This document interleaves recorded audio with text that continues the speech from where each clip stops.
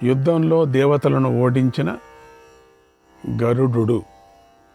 నిన్నటి విచారంగా మనం వెళ్ళినప్పుడు దేవతలందరూ గరుడు మీదకి యుద్ధం చేయటానికి వచ్చారని చెప్పుకున్నాం కదా. అమృతాని కోసం వచ్చాడని చెప్పాను కదా. మనం మాట్లాడుకున్నాం కదా, తల్లి దాస్య విముక్తిని చేయటానికి కోసం ఆ గరుత్మంతుడు అక్కడ ఏదేదో జరిగింది అని అంతా చెప్పుకున్నాం కదా. వాళ్ళకిల్యాదులు విచారంగా చెప్పుకున్నాం చిన్నగా. అప్పుడు అక్కడికి వెళ్ళాడు గరుత్మంతుడు. ఏదో పెద్ద ఆపద వస్తున్నదని దేవతలందరూ అనుకొని అస్త్రశస్త్రాలను పట్టుకొని గరుత్మంతుడితో యుద్ధం చేయటానికై సిద్ధంగా ఉన్నారు. పక్షిరాజు రాకకై ఎదురు చూస్తూ ఉన్నారు. దేవతల కోరిక నిరీక్షణ ఫలించింది. గరుత్మంతుడు వారి వద్దకు రానే వచ్చాడు. ఆ బలవంతుడిని చూడటంతోనే దేవతలు వణికిపోయారు. ఇదేంటి, ఒక పర్వతంలాగా వస్తుంది, పర్వతానికి 2 రెక్కలు వచ్చినట్టున్నాయి అనుకున్నారు. అంత పెద్దగా ఉన్నాడు ఆయన. చిన్నగా కావచ్చు, పెద్దగా కావచ్చు, సూక్ష్మరూపి, కామరూపి. ఆయన ఇష్టం వచ్చిన రూపాలు తీసుకోవచ్చు. అప్పుడు ఒకరి ఆయుధం మరొకరి ఆయుధాన్ని ఢీకొట్టుకుంది. అక్కడ అమృతాన్ని రక్షిస్తున్న భటుడు గొప్ప తేజస్సు కలవాడు, మహాపరాక్రమవంతుడు. ఆయన భౌమనుడు. అతడు పక్షిరాజుతో ఒక ముహూర్త కాలం యుద్ధం చేశాడు. ఆ యుద్ధంలో పక్షీంద్రుడు భౌమనుడిని రెక్కలతో కొట్టాడు, ముక్కుతో పొడిచాడు, గోళ్లతో గీరాడు, పరలోకానికి పంపించేశాడు కూడా. తర్వాత తన రెక్కలను బలంగా వీచి దుమ్మును లేపి సూర్యలోకమంతా ధూళిమయం చేశాడు. అప్పుడు కళ్ళలోకి దుమ్ము కొట్టడంతో దేవతలకు కన్నులు కనిపించలేదు. దేవతలందరూ చీకటిలో పడిపోయారు. ఆ చీకటిలో అమృత రక్షకులకు కూడా గరుత్మంతుడు కనిపించలేదు. స్వర్గలోకం కకావికలం అయిపోయింది. దారి తెలియక దేవతలు అందరూ కూడా ఎప్పటికక్కడికక్కడే పరుగులు పెట్టేశారు. అడ్డు వచ్చి యుద్ధానికి దిగిన దేవతలు మాత్రం గరుత్మంతుడు ముక్కుతో చీల్చి చెండాడి ముందుకు దూసుకుపోతున్నాడు. కొంతమంది పారిపోయారు, కొంతమంది దాక్కున్నారు, కొంతమంది వేరే రూపాలతో తీసుకొని ఎగిరిపోయారు, కొంతమంది మాత్రం గరుత్మంతుడితో యుద్ధానికి వచ్చారు, కొంతమందిని చీల్చి చెండాడాడు. ఈ ధూళి యుద్ధంలో గరుత్మంతుడిని గెలవటం అసాధ్యమని ఇంద్రుడు గ్రహించి వాయుదేవుణ్ణి పిలిచి, ఓ మారుత, ఈ దుమ్మును చెదరగొట్టు అని ఆజ్ఞాపించాడు. విపరీతమైన దుమ్ము. వెంటనే వాయుదేవుడు ఆజ్ఞను పాటించి కణాలు, దుమ్మంటే మామూలు ఇక్కడ భూలోకంలో ఉండే దుమ్ములాగా కాదు, కణాలు వేరే దుమ్మది, దుమ్మునంతా చెదరగొట్టాడు. చీకటి తొలగి వెలుతురొచ్చింది. అప్పుడు అందరి కంటికి పక్షిరాజు మిలమిలా మెరిసిపోతూ కనిపించాడు. దేవతలందరూ కలిసి ఒకేసారిగా దాడి చేసి అస్త్రశస్త్రాలను ప్రయోగించి గరుడుని బంధించారు. ఎంతో కష్టం మీద బంధించారు లాగా అయిపోయింది. బంధించిన విధంగా బాధించారు. గరుత్మంతుడు ఒక్కపారి వాళ్ళందరినీ బంధించినట్టుగా బాధ చేశారు. వాళ్ళందరినీ ఒక్కపారి విదిలించి కొట్టి ఆకాశానికి ఎగిరి మేఘం ఉరిమినట్లుగా పెద్దగా ఉరిమాడు. దేవతలు భయభ్రాంతులకు లోనయ్యారు. గరుత్మంతుడు విజృంభించి ఆకాశంలోనే దేవతలలో పోరాడసాగాడు. అక్కడే దేవతలు, ఇంద్రుడు పక్షిరాజు పైకి పట్టిశం, పరిఘ, శూలం, గద మొదలైనటువంటి అనేక ఆయుధాలను ప్రయోగించారు. అగ్నిలాగా వెలిగిపోయే అర్ధచంద్రాకార బాణాలను, సూర్యుడిలాగా ప్రకాశించే చక్రాయుధాలను, అనేక ఆయుధాలను ప్రయోగించి యుద్ధం చేశాడు. అందరూ చేశారు. అందరూ కలిసి ఒకే ఒక్కడితో పోరాడుతున్న పక్షిరాజు మాత్రం చలించలేదు. ఆకాశం నుంచే తన రెక్కలతో వారిని కొట్టాడు. రొమ్ముతో వారి ఆయుధాలను ఎదుర్కొన్నాడు.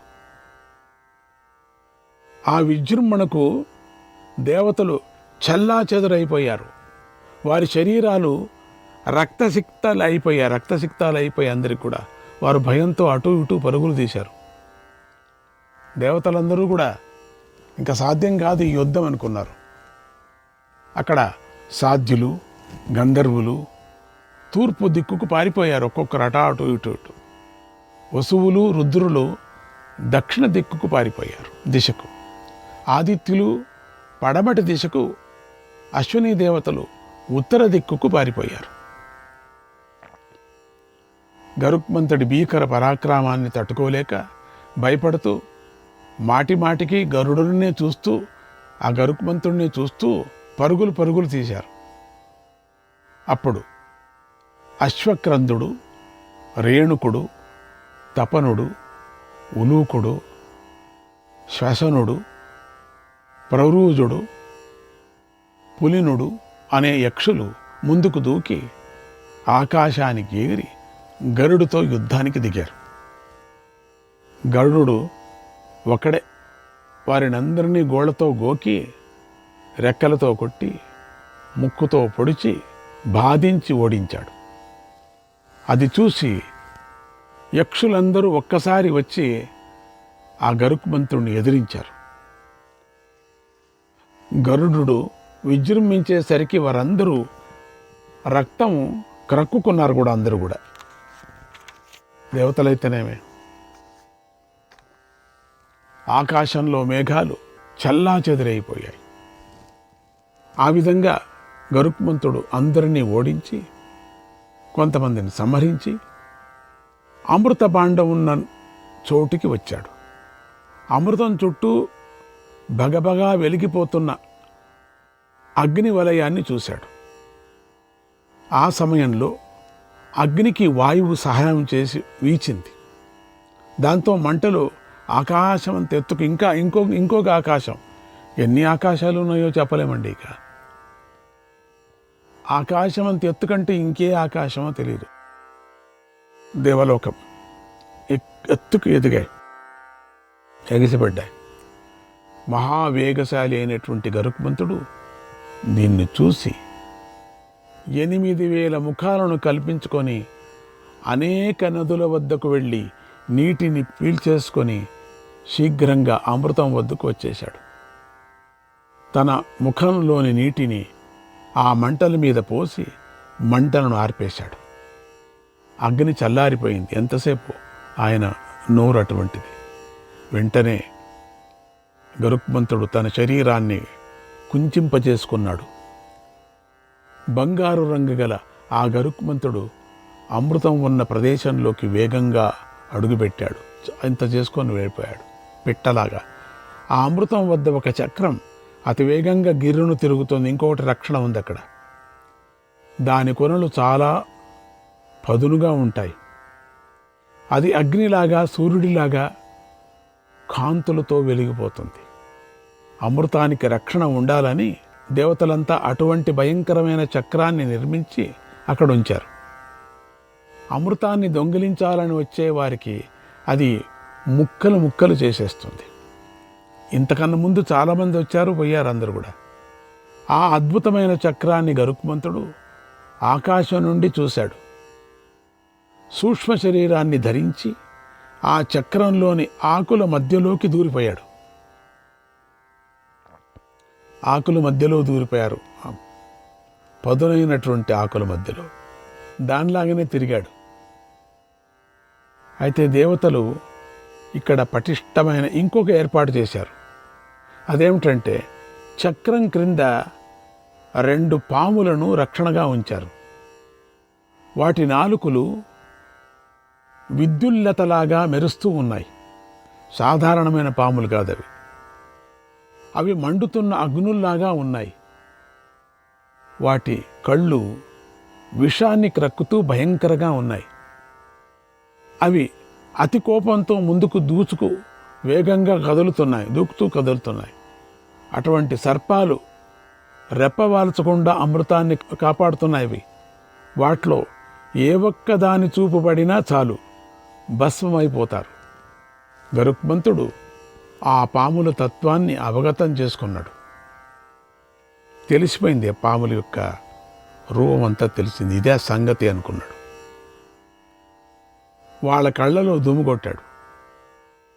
అతి వేగంగా కదిలి అన్ని వైపుల నుంచి వచ్చి ముక్కుతో వాటిని పొడిచి బాధించాడు.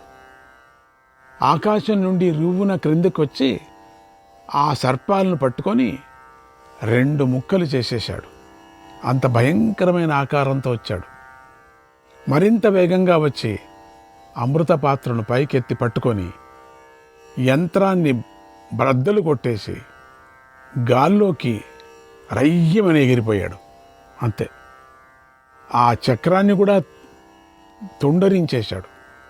2 భాగాలు 4 భాగాలు చేసి పారేశాడు. ఆ పాములంతా ఒక్క ముక్కుతోనే ఒక్క పారి చీల్చి పారేశాడు. గరుత్మంతుడికి వచ్చినటువంటి పని పూర్తి అయింది. అమృత భాండాన్ని పట్టుకున్నాడు, కలశాన్ని.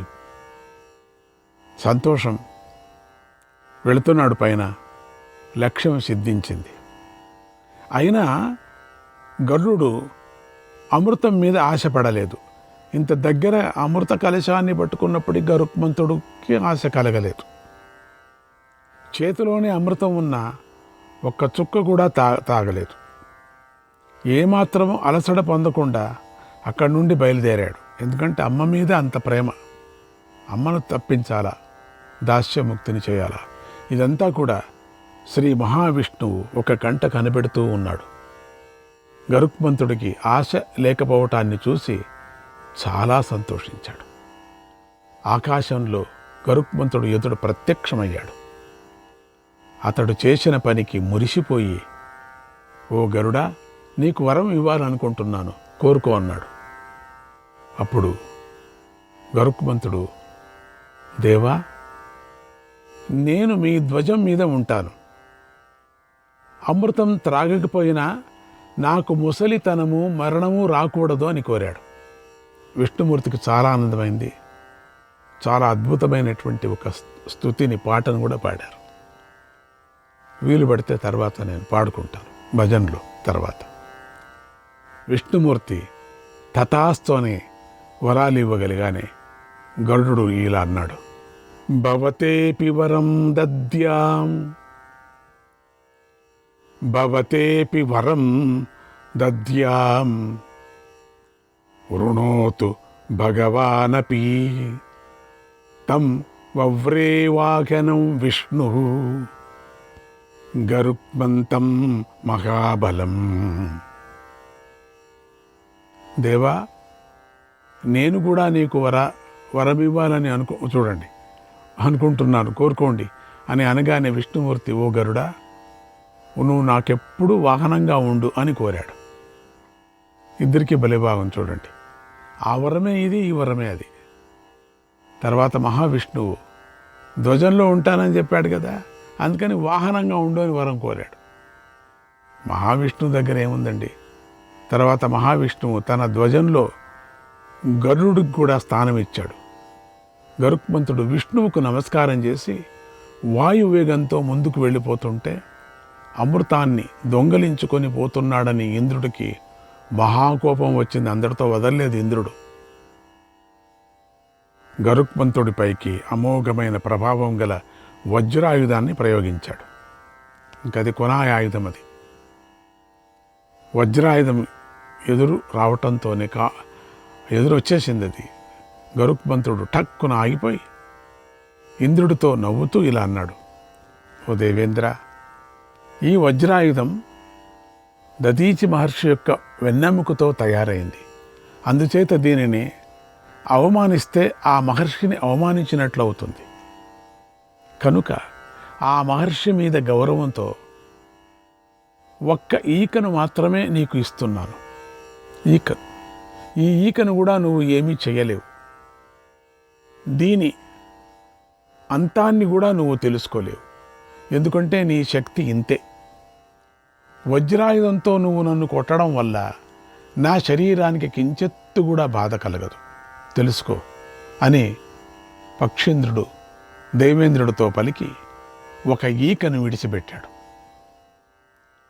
ఈ ఘనకార్యాన్ని చూసి సకల ప్రాణులు సంతోషిస్తూ సురూపం పత్రమాలక్ష్య సుపర్ణోయం భవత్వితి. గరుత్మంతుడి యొక్క అందమైన ఈ ఈకను చూసి ఈతడు సుపర్ణుడు అని పేరు పెట్టారు. సుపర్ణుడు. ఆ ఈక అందంగా ఉంటుంది, అన్ని కలర్స్తో ఉంటుంది. విబ్గయార్స్ అంటారు దాన్ని. గరుత్మంతుడి యొక్క ఈక చాలా కలర్స్తో ఉంటుంది. పంచరంగి అంటారు దాన్ని. అంత అద్భుతంగా ఉంటుంది ఆ ఈక. దేవేంద్రుడు మనం నిజమైన గరుత్మంతుని చూడలేం. మనం పైన ఎగురుతుంటాయి కొన్ని, మనం గరుత్మంతుడు ఉంటాం, తెల్లగా ఉండేదంతా కూడా. నిజం గరుత్మంతుడు కాదు. గరుత్మంతుడు మనకు దర్శనం ఇచ్చేది అపురూపం, అది చాలా కష్టం. గరుత్మంతుడి జాతిలో ఉండేటివి రెక్కలు అని చెప్పచ్చు, అంతేగాని గరుత్మంతుడు కాదు. దేవేంద్రుడు ఈ ఘటనను చూసి ఆశ్చర్యపోయాడు. ఈ పక్షీంద్రుడు సామాన్యుడు కాడు, మహాఖగేంద్రుడు అని భావించాడు. గరుత్మంతుడితో ఇలా అన్నాడు, ఓ ఖగోత్తమ, సాటిలేని నీ యొక్క బలం గురించి నేను తెలుసుకోవాలని అనుకుంటున్నాను. నీతో శాశ్వతంగా స్నేహం చేయాలని కోరుకుంటున్నాను అన్నాడు. 34వ అధ్యాయానికి వెళుతున్నాం. పక్షీంద్రుడు దేవేంద్రుల మైత్రి. అప్పుడు వైనతేయుడు, పురందర, నువ్వు కోరినట్లుగానే జరుగుగాక. నీతో మైత్రి చేయటానికి నేను అంగీకరిస్తున్నాను. నా బలం చాలా గొప్పది, సహించటానికి శక్యం కాదు అని తెలుసుకో. కామం నైతత్ ప్రశంసంతి సంతస్వబల సంస్తవం గుణసంకీర్తనం చాపి స్వయమేవ శతక్రతో. శ్రీకృష్ణాయ పరమాత్మనే నమః.